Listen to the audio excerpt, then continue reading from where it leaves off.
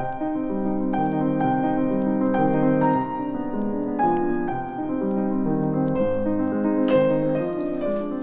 la poeta Kelly Gavinoser, del libro Rumbos de Silencio de 1991.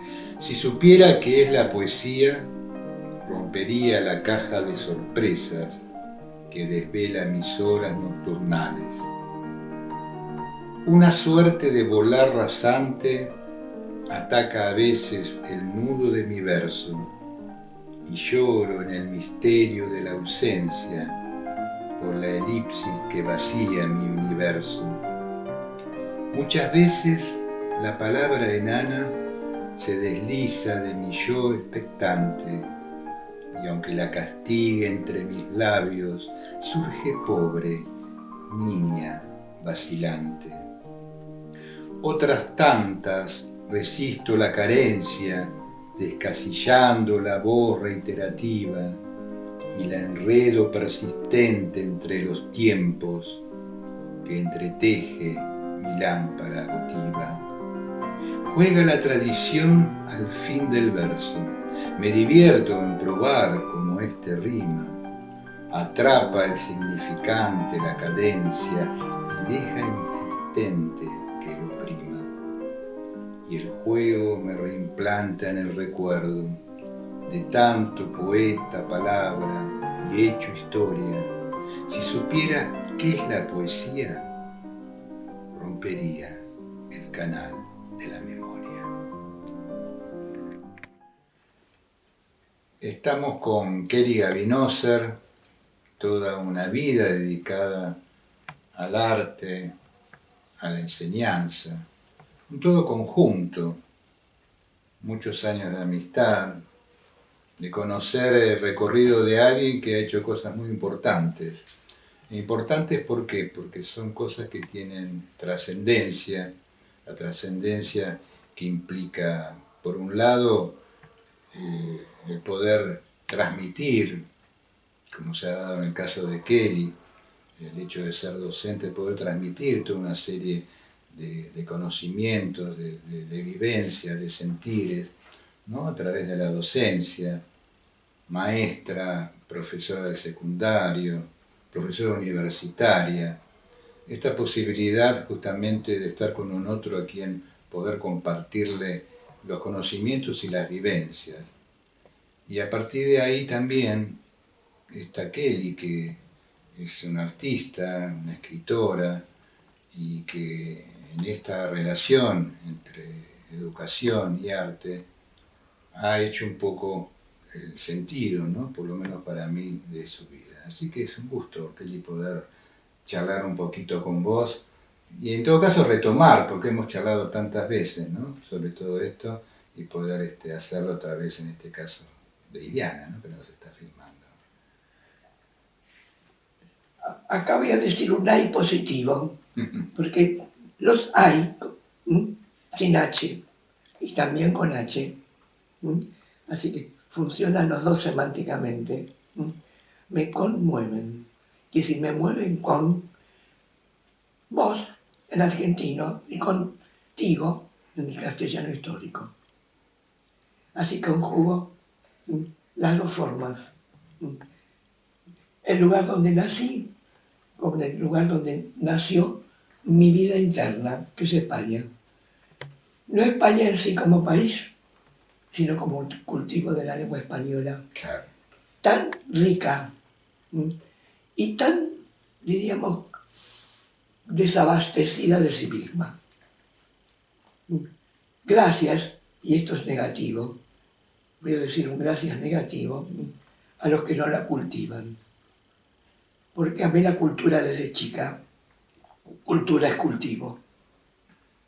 Y eso se lo debo especialmente a mis padres, y más especialmente a mi padre, que casi desde los 3 años que aprendí a leer y escribir, gracias a que él se sentaba conmigo, era mi maestro, porque era escritor también, y era orador con papel, no sin él, me enseñó los 2 caminos, el de hablar sin papel, y me dije, pero el papel lo tiene adentro, y tener miedo cuando daba una charla a hablar sin papel. Qué bueno esto que traigas a tu papá, ¿no? Fundamental, Como antes no lo esta hacía. figura, ¿no? Que comienza de alguna manera él a transmitirte a vos también un poco esto que después va a ser una gran pasión en tu vida, ¿no? Esa fue la gran parte del rescate y la gran parte del rechazo, porque se amparó en un dogma que no tenía posibilidades de realización. Aparentemente realizado, manoseado y de destrucción real y no de pensamiento. Y no digo cuál es, no importa. Y si seguimos avanzando en este recorrido que vos lo marcás muy bien en estos comienzos, ¿cómo se da en vos, cómo seguramente van apareciendo otras figuras que también tienen incidencia, ¿no? En esta elección tuya, por así decirlo, en estos intereses tuyos por el arte? Cuando mis padres amaban la ópera y el ballet, me llevaban desde chica al Colón y a otros lugares de difusión. Nací con eso desde muy niña. ¿Estamos? Entonces me obligaron a estudiar danzas. Y yo, ya desde mis rebeldías iniciales, me acuerdo que gracias a la gran maestra, también rebelde, que acá se tuvo que ir porque casi la echaron, y la nombro, una de las salas del Colón lleva su nombre, es May Bulnes, la directora del ballet de París y luego el de Madrid. Vino acá contratada y la disfruté los años que estuvo. Y me decía, no servís para punta. Y dije, no, porque nací al revés. Nací de pies. Y casi era una terapia para normalizar mi caminar. Y yo, desde que empecé a los 6 años en el Cervantes hasta que me mocharon a los 17, el gran bailarín, director Michel Borowski, que dijo que hace esta pata de chancho acá, y cómo aprobó, era gracias a Ernest Bulnes. Cuando lo primero que le dije, ¿por qué tengo que aprender 5 posiciones con los brazos, nada más, y poner cara de nada? No eran mis expresiones, la cara de nada lo digo ahora. Así que, y no poner cara, decía, cuando solamente se privilegia el ballet de cintura para abajo. Y los brazos dicen más que 5 expresiones y el rostro menos.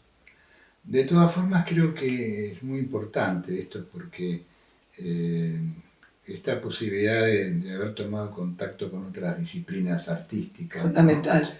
¿no? La música, la danza, La ópera. La ópera, tiene que ver justamente con esta formación tuya, ¿no?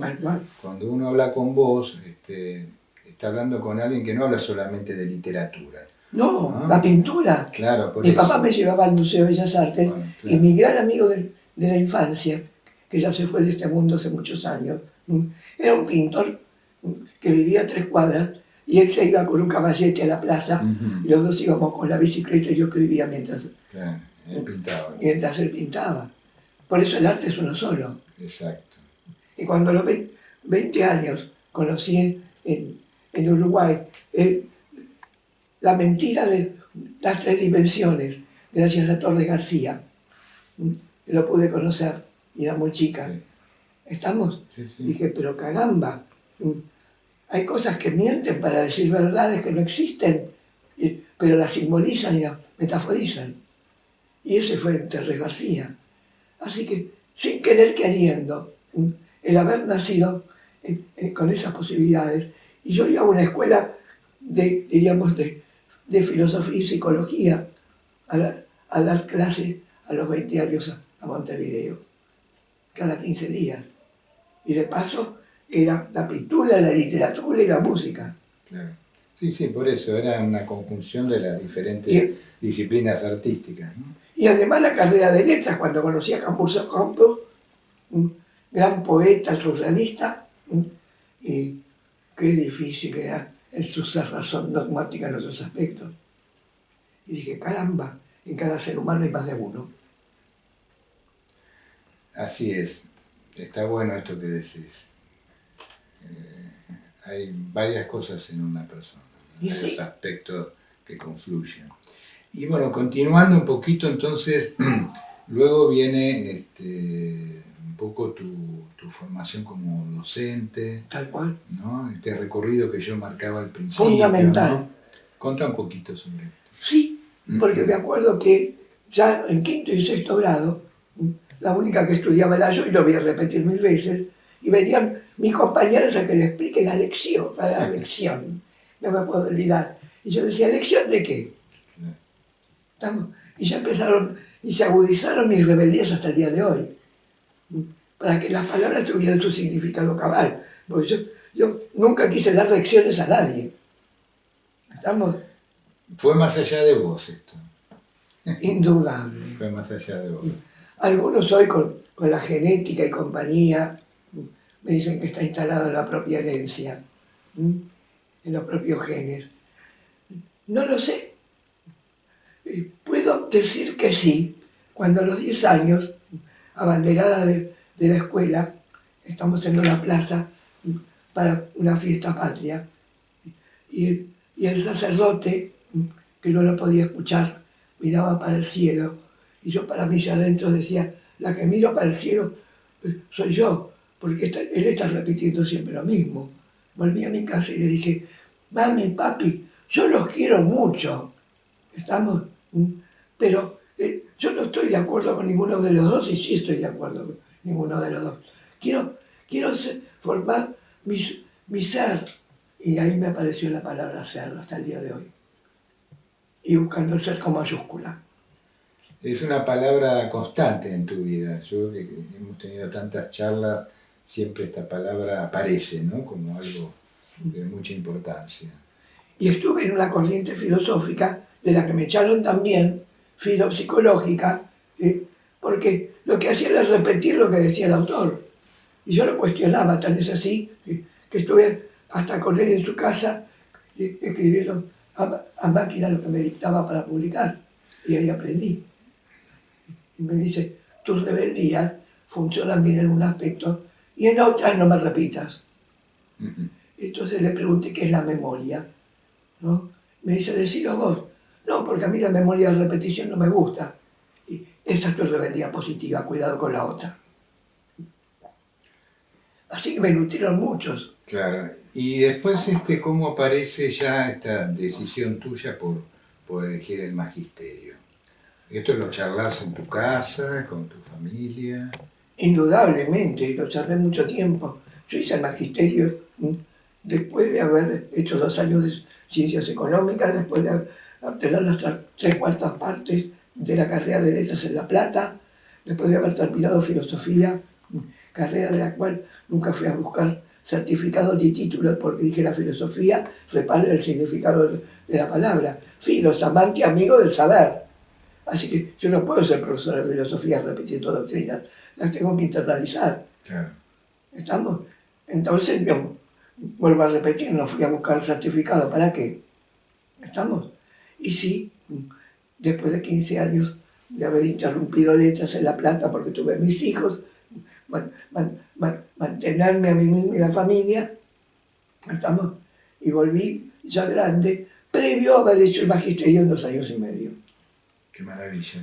Esto también es muy importante, ¿no? Esto de, estás contando que todo este recorrido tuyo, en la cual también hay una vida personal, ¿no? En la cual fundamental. Hay 2 hijos a quienes vos has tenido que dedicar parte de tu vida, ¿no? Como buena madre. Entonces, bueno, todo esto toma un brevete más significativo. Digamos. Pero ahora mismo, en este momento, nos está fotografiando y filmando mi querida hija, artista, con la que yo no tengo nada que ver ni técnica ni científicamente, y está haciendo esta grabación y no quiere abrir la boca. ¿Estamos? Así que tiene 9 libros publicados, previos en pintura, en lo que está haciendo hasta ahora, en la animación, y eso no tiene nada que ver conmigo, pero ninguna de las dos sabemos ganarnos la vida materialmente, mi hijo tampoco, que es músico, profesor de lengua y pensante, y lo digo, hoy, en esta fecha, díganla ustedes la fecha de hoy, ¿no? Así que tengo, a ver cuánto, creo que 5.000 pesos para llegar al 12 para poder cobrar. Así que esto que nadie va a entender dentro de un tiempo, lo digo como testimonio de la realidad que estamos viviendo en este momento. Y estamos sí, que es muy complejo. Y que estamos hablando en este momento de qué es el arte. Digamos, cerrando un poquito esto, aparece esta madre Kelly, ¿no? A la cual de alguna manera algo ha llegado a sus hijos, ¿no? Porque ambos han tomado también un camino muy ligado al arte. Entonces, lógico. ¿no? Y mi padre que publicó un libro de poemas a la mujer que fue novia antes de conocer a mi madre. Ajá. Así que, y después se dedicó al ensayo. ¿Estamos? Y mi madre que escribió una poesía regular, pero afectiva, que no sé si era poesía, soy mala, pero que tenía también una gran búsqueda. Entonces, fíjense si hay una línea genética, claro o familiar, o escolar, importante, o escolar, todo tiene que ver con la cultura, claro. Con el cultivo. Así que, y algún día vamos a hablar juntas, acá la que está filmando y está en otro terreno en este momento del arte que ahora no quiere hablar. Muy bien. Está hablando a su modo, ¿no? A través de la muy bien, entonces esa es la diferencia entre lengua y lenguaje. Una cosa es lengua, equivalente a idioma, no igual, no es un sinónimo perfecto. Lengua e idioma, porque lengua tiene un origen físico, la palabra, bien concreto, que es lo que tenemos en la cavidad bucal, y de ahí apareció la gran metáfora.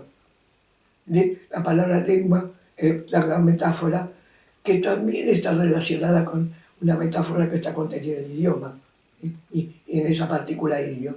Por eso amo la gramática y la lingüística, que deconstruye, no al estilo de Derrida, que desconstruyó y no volvió a unir, pero abrió la puerta. ¿Estamos? Acá soy teórica conceptual, ¿estamos? Sino más al estilo Barthes, que en ese Z, ahora menciono, un teórico y un realizador del arte, porque fue un artista de la palabra, Roland Barthes, sí, ¿estamos? Sí. Que justamente analizó y volvió a integrar. Así que se ampara en Derrida, pero lo considero mucho más valioso.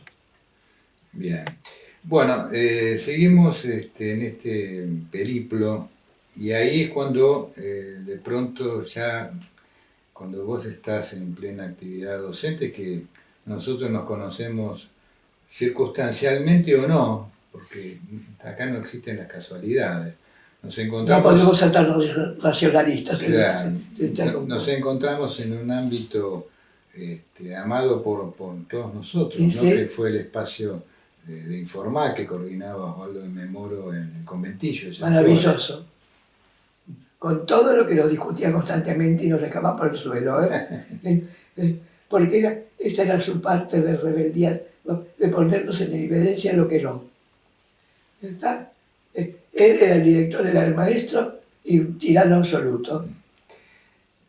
Digamos que tenía sus cosas, Osvaldo. Por eso lo digo. Me acuerdo que tenía su reloj puesto ahí en la mesa. Por favor. ¿Te acordás? Para que nadie se extienda demasiado.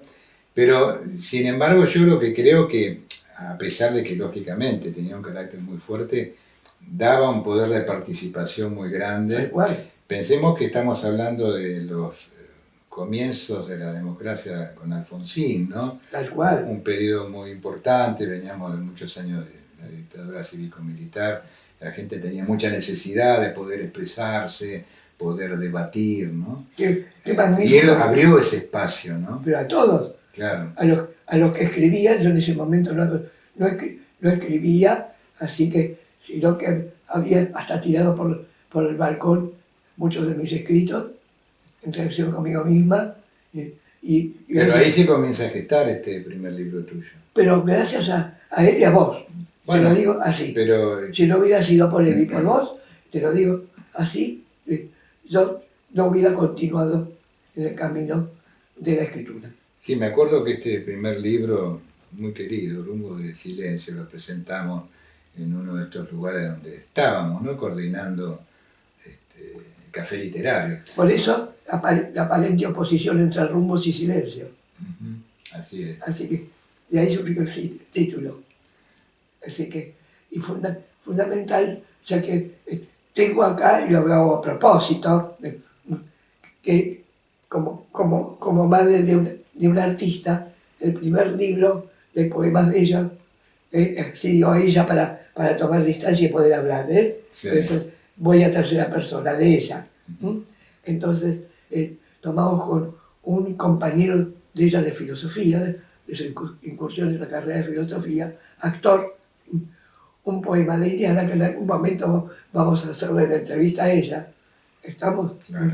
Que un poema corto, pero lo convertimos en 10 veces otro poema, y Moro se enojó porque lo estaba siguiendo en la lectura, en la presentación, y públicamente dijo: pero caramba, este no es el poema que escribió Indiana. Y le dije que sí, que el arte de la profundidad semántica de un poema, que va más allá de la sonoridad, del ritmo y de la musicalidad, era transformar todo su contenido en contenidos que se abren, y eso es lo polisémico. Y lo plural que llama Barthes. Así que importan mucho los conceptos y la teoría para poder comprender. Bien, bien. Paralelamente aparece entonces la Kelly, que comienza ya a publicar su poesía, pero paralelamente en un tiempo más o menos de años, pero cercanos, aparece un libro que también creo que es muy valioso en tu recorrido, que es un libro en el cual vos plasmás un poco conceptos importantes para un taller de escritura, ¿no? Contanos un poco. Indudable. Eso fue a raíz de un pedido de la editorial Lumen Argentina, que estaba coordinada en la parte editorial por una querida amiga hermana en aquel momento, que estaba y sigue estando dentro de mí en un lugar distante. ¿Estamos? Así que se dedicó a esa dualidad, incluso a la presentación en la Feria del Libro, en donde estaba el hombre. Barín, un gran pedagogo judío, muy judío, ella en el centro, y del otro lado el llamado padre Quiles, jesuita, creador de la Escuela del Salvador y de la Universidad del Salvador, que hasta el día de hoy funciona. Entonces se olvidaron de quién es Quiles, que por oposición al existencialismo, y lo tengo guardado, escribió un libro que es el insistencialismo, no desde su parte dogmática religiosa, sino desde la búsqueda del conocimiento de sí mismo, muy socrático. ¿Estamos? Entonces, qué interesante, con esa disciplina que tiene un nombre hebreo, dicho en castellano, palabra esdrújula, dicho en hebreo, palabra gruga, cábala para nosotros y cábala para los judíos, que buscó lo ecuménico, pero no lo encontró. Lo encontró su anhelo, en su deseo, desde el momento que es lugar simbólico de un judío y un jesuita, que era más profundo que el dogma jesuitista. Por eso yo lo llamaba Quiles y no padre. ¿Estamos? Entonces eso también me nutrió. Por eso acepté ser 20 años profesora de gramática, de lingüística. Todo nutre, ¿no? Lo que uno de pronto está leyendo y comparte, como aquello que no comparte. Lógico. Todo eso uno lo va enriqueciendo. Lógico, y digo la palabra lógica, que tiene que ver con el sentido común llevado a ciencia. Pero volviendo al libro, porque ya te digo, me parece un libro muy valioso en tu recorrido. Contá un poquito cómo se plasma ese libro. Que la nombro Beatriz Borovich, llevaba el apellido. Beatriz Borovich, me acuerdo muy bien. Claro. Sí, sí. Éramos muy amigas, pero que no me tocaba la cámara porque me quería hacer una carta astral. Dije: no, yo quiero aprender por mí misma. No me hagas ninguna carta. Sea el tiempo que me lleve o me lleve esta vida y no lo encuentre. Claro. Y así fue. ¿Estamos? Entonces, en la editorial donde ella estaba, me dijo: ya que estás como docente, así que dedicándote ya a la enseñanza de la narración y especialmente del cuento, porque con los chicos de primaria y los de secundario no toman la novela, en profundidad. Entonces, ¿por qué no nos escribís un libro a partir de tus conceptos, de tus conocimientos, de la escuela que seguís? Era en ese momento la escuela estructuralista, ¿no? Y me acuerdo como hoy, porque eso fue lo que me despabiló, ¿no? Dice, porque tu estructuralismo no es externo, no es formal, sino que busca siempre significado. Entonces dije, sí, que no está visible en el estructuralismo. Y lamentablemente no se dan cuenta ni los docentes ni los que lo sustentan prácticamente. Entonces redondeo. Acá me está mirando. Tenemos que hacer un pequeño cierre. Y bueno, entonces ahí apareció mi libro inicial, que Lumen no me quiso publicar, porque yo me escapaba en relaciones que parecen ser de segunda línea de interpretación, del estructuralismo rígido, pero lo sustentaban. Bien. Con todos los estructuralistas a la cabeza. Y ahí sigue estando Kelly rebelde, ¿no? Sí, no voy a dejar de serlo, si no lo aprendo. Claro. Bueno. Muy bien. Del libro Poética impar de Kelly Gavinoser del año 2004, Agenda. Los ojos de mis cerraduras han dejado de ser las agendas de mis llaves. No registran el paso de miradas intrusas, profanadoras de cajas cerradas que se niegan al misterio de Pandoras griegas y a la espada de Aquiles. Otro tronco descifra las historias contenidas en las aspas de mi viejo molino. Otras ventanas baten sus hojas retrocediendo calendas. Con sal persiste alimentando otros mares más altos, más grises, más nocturnos y fríos. Absurdidad de linajes no declarados por la progenie altiva, detenida en sus círculos, aros cerrados del tiempo. Placidez del conocer lo que se oculta en el nombre, mi nombre. En la magnificencia de las causas, únicas y distintas, únicas y múltiples. Bueno, otro momento importante, Kelly, es cuando se da tu inserción en un instituto que tiende justamente a la formación del escritor, ¿no? Nada más ni nada menos.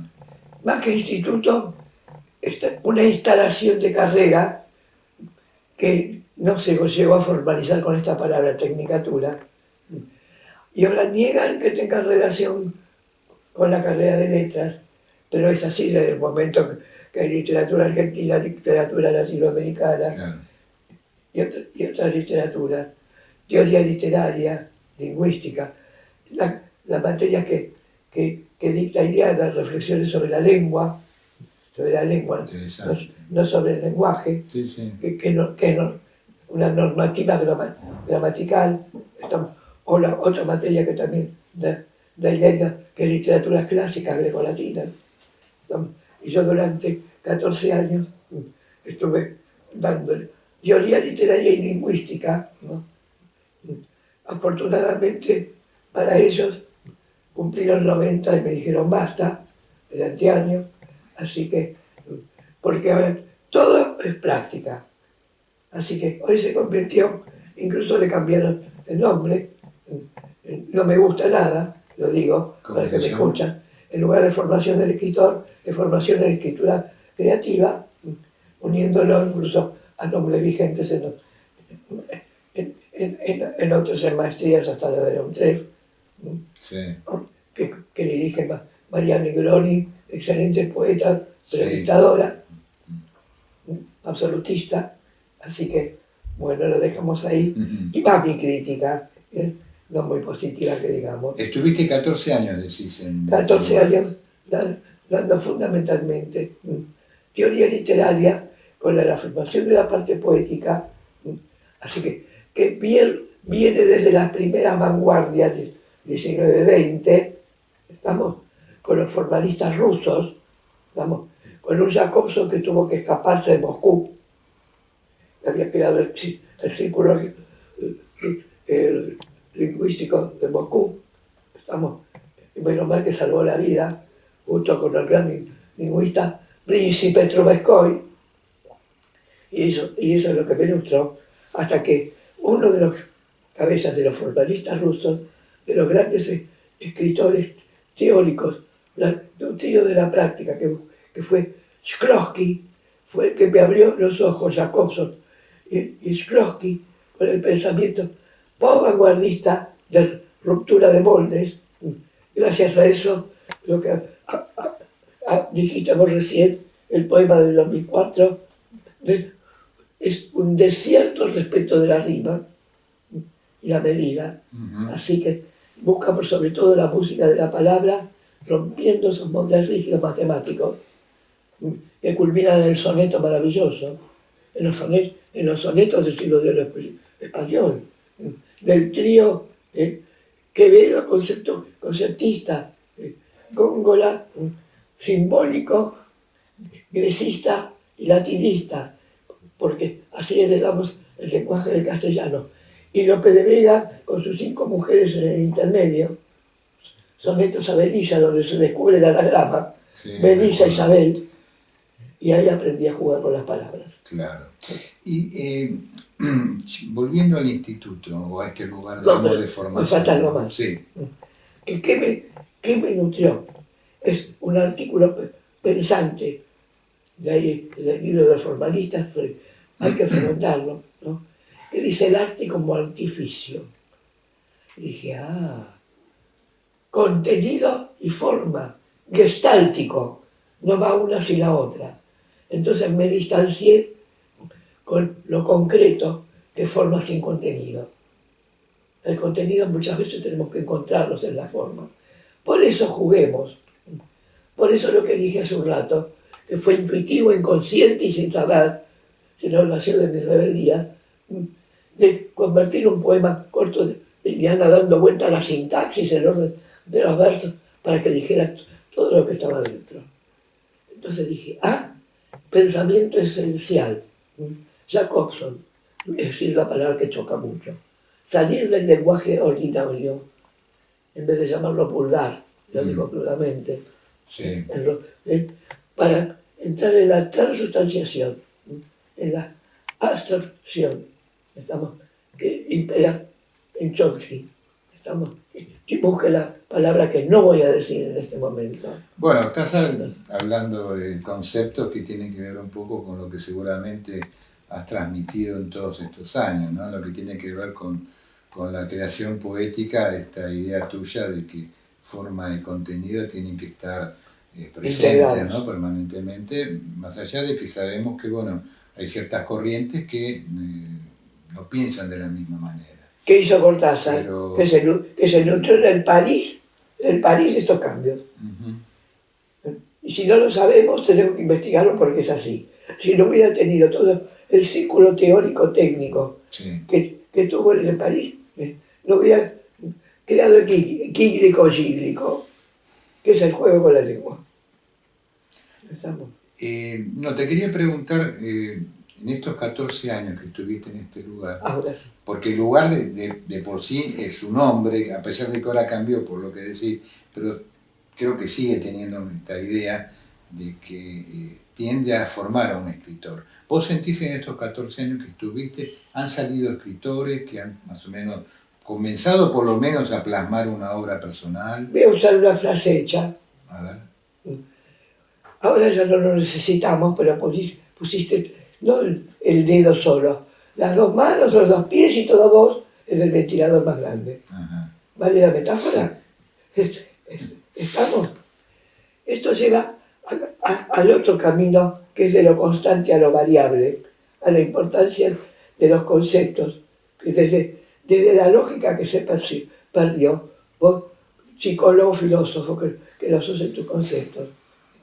El pensamiento lógico tan fundamental, que es preguntar, ¿qué es mesa? Y lo voy a repetir hasta el cansancio en todos lados, y te contestan, una tabla con 4 patos. No, sí, esta mesa en la que estamos ahora tiene una sola pata central que se diversifica en 3. Pero yo no soy espiritista, que por algo tomaron otros símbolos. Sí.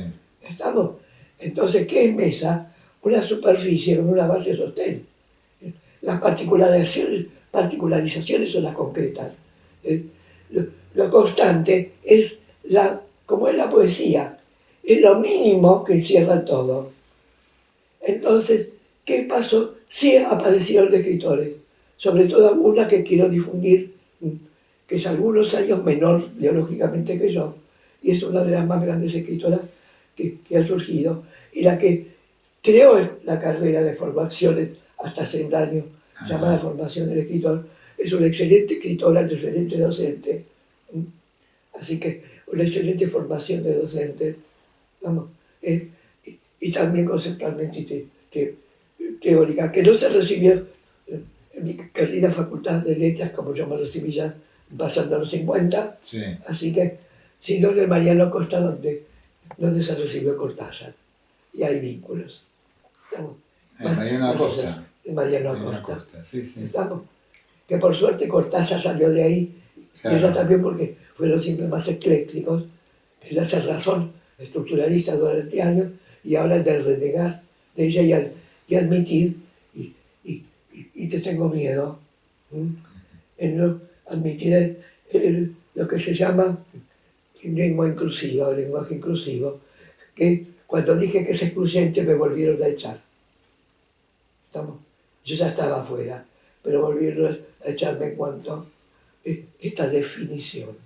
Es complicado este tema, ¿no? De estos lugares oficiales en la cual uno intenta a veces poder marcar a lo mejor algo diferente y como que no te puedes ir de la norma, ¿no? Pensaba, por ejemplo... del falso academicismo, porque academia para Aristóteles era otra cosa.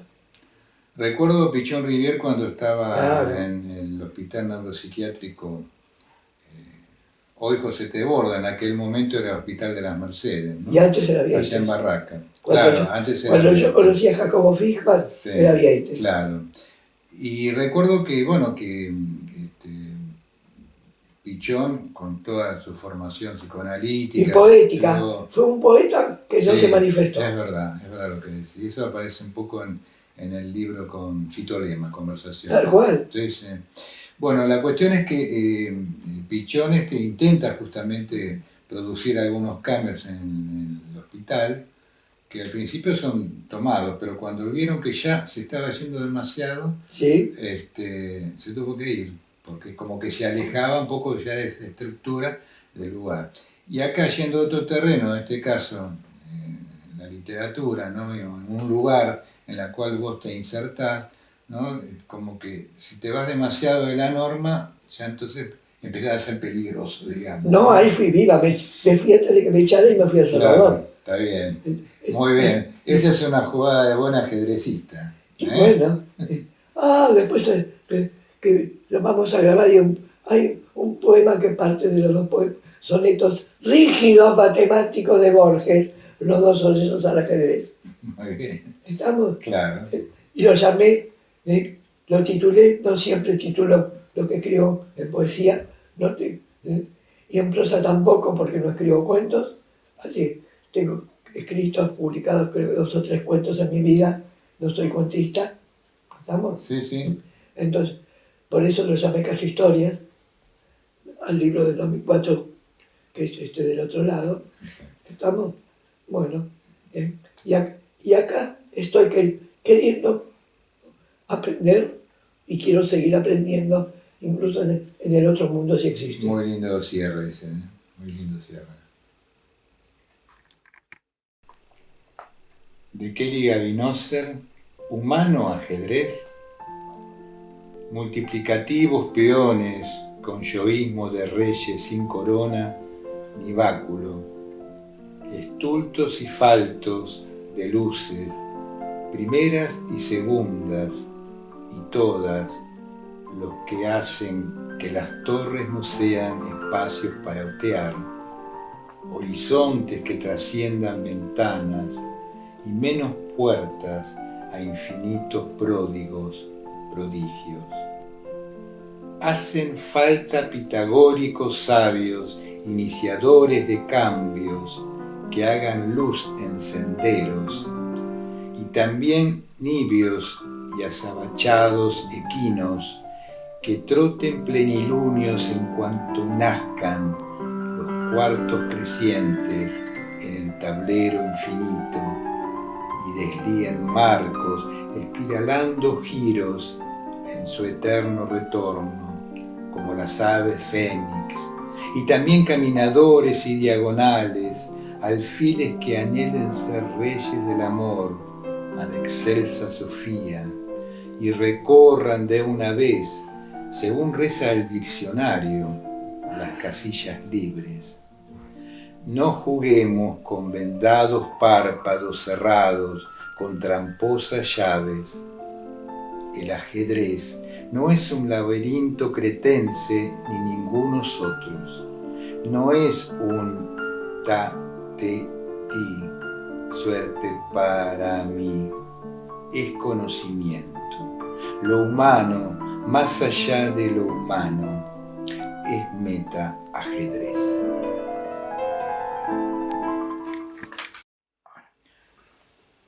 La poética de Kelly Gavenoser y el metapoema. ¿Qué nos podés decir? Que la poética es pensamiento y es realización.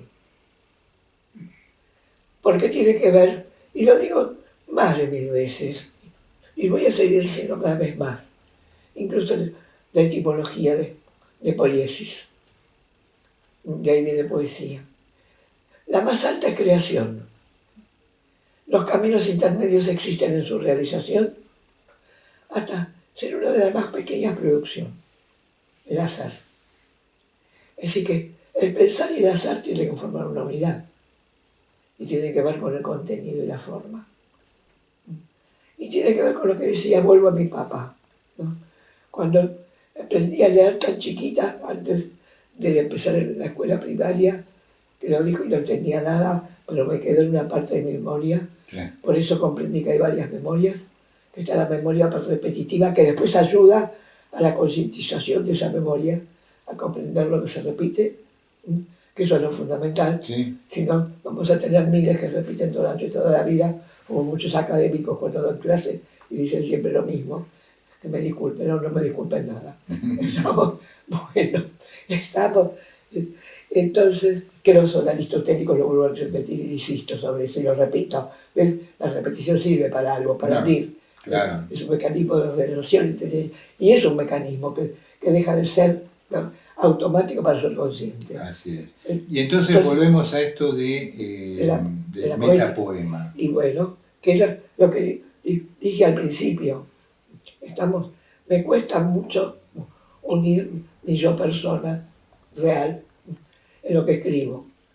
Realmente la mirada hacia afuera, que tiene que ver con lo de adentro, pero lo que decía, vuelvo a decir, mi papá, yo fui concientizando a través de los años y hasta ahora, no leas las líneas solamente, debes releer miles de veces lo que vale, lee entre líneas, y lo fundamental, más que eso, es leerlo, lo dicho, y eso lo aprendí también con Luke Rowe, que lo realizó, era lingüista. Pero eso que te dijo tu papá es maravilloso. Pero fue mi fuente de aprendizaje, que él mismo lo realizó, porque fue un dogma permanente que se encerró a sí mismo y se anuló. Esa es te dio una apertura a mí. Claro, muy significativa como para empezar a leer desde otro lugar, digo, ¿no? Y esa es la herencia. No quedarse en la superficie, sino ir hacia lo profundo. Ahí está el interno, a lo más interno. Y esto es lo que hacemos con nuestros hijos cuando podemos. Seguro. Estamos, y me meto, y soy muy criticona, que lo saco a luz.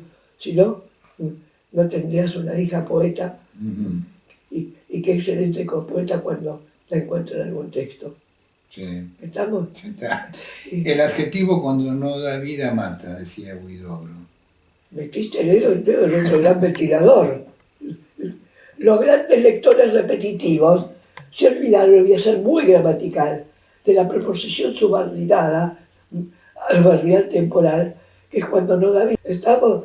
Entonces, el adjetivo debe ser fundamental, porque adjetivo, junto a lo que se dice, para reforzarlo, clarificarlo, intensificarlo, poetizarlo, musicalizarlo, etc. Y están los otros tan terribles y destructivos, de los cuales es mejor de hablar, y otros que son necesarios para, como en las canciones de protesta y acá viene la música, afina voz a tu parte, de músico y cantante. Y yo diría cantante, cantor, y no es lo mismo. ¿Estamos? Esa terminación ahora es más profunda que cantante. Cantor es lo que está dentro del cantante, y el cantante es lo que lo realiza, que realiza el cantor y el canto. Así que buscan los sufijos que son los que desarrollan la esencia.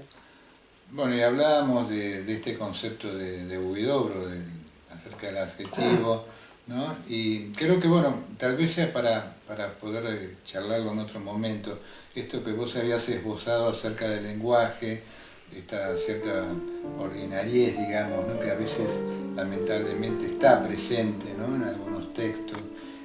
La diferencia a lo mejor entre esto y lo que puede ser un lenguaje coloquial, ¿no? Y cómo pueden estar... Dicho más eufemísticamente. Claro, y cómo pueden estar ubicadas las palabras, ¿no? En un texto poético, ¿no? En el cual puedan seguir manteniendo eso que nosotros entendemos como un poema, ¿no? Y tal vez creo que la mejor forma de cerrar esta primera parte, ¿no? Porque nos encontramos con un poema que habla justamente sobre el poema, ¿no? Esto de por eso poemas meta. Claro, ¿no? Si te parece bien, vamos a cerrar con este poema tuyo, que dice: el poema no es resumen de ninguna nada, es síntesis sumaria de una esencia fugaz. Es la clepsidra inane que se retroalimenta de aquello que algunos llaman tiempo, o quizás, o es instante, o lugar que se queda o se va, huidizo o constante, sí mismo u otredad, tautología ciega, enumeración fatal, la caída de soles abre crepúsculos oscilantes entre pausas de tonos, y los claroscuros son el negativo de las casi sombras, de la casi luz. El poema es eso, nada más que eso, la síntesis memoriosa del crepúsculo y la búsqueda anhelante de la salida, este lar del sol.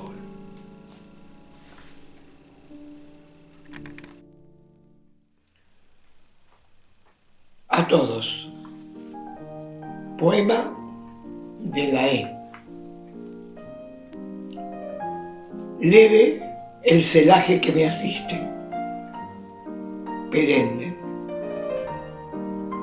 insistente en las noches de septiembre insomnes, que entre circulares goznes se entretejen mis pares y presienten avatares tristes, calamidades que el eje terrestre hace, dice, redice, predice, para que cambie el orbe.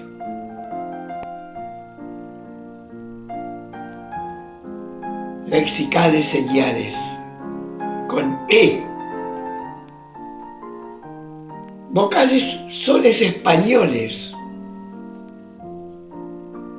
con E. Muerte a las ES disonantes, estériles.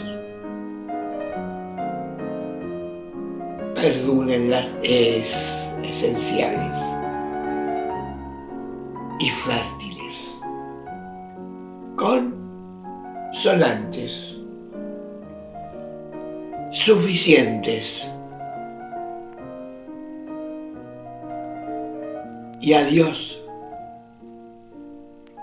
a la pretendida no lengua castellana, excluyente.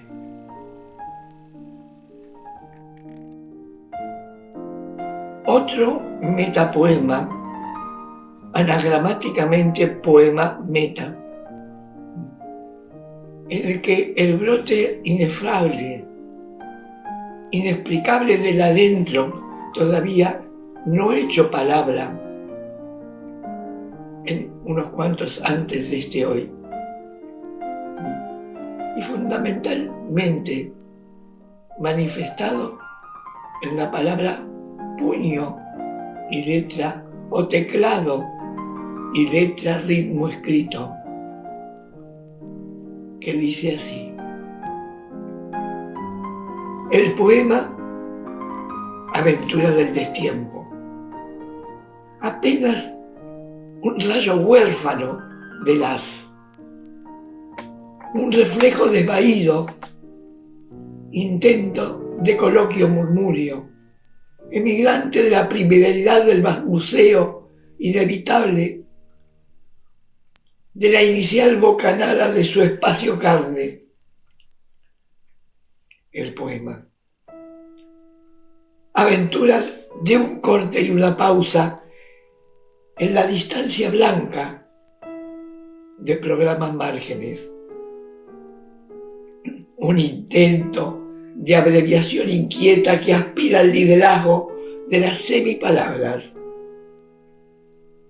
Un antijurídico emblema que se arma y desarma entre acentos y sonidos que ondean y desgranan en las rampas que descienden de aceras a calles poco transitadas por voces inusadas.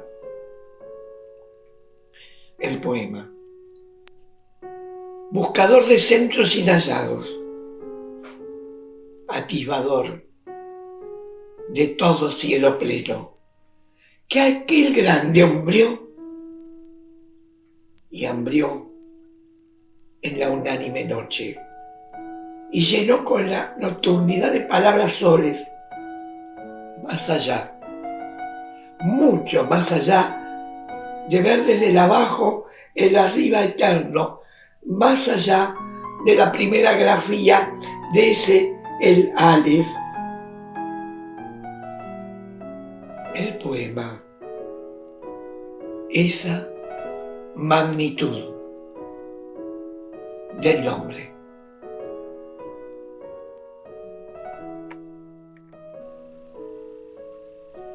Y acá está mi mente, mi sentido y mi voz sangre.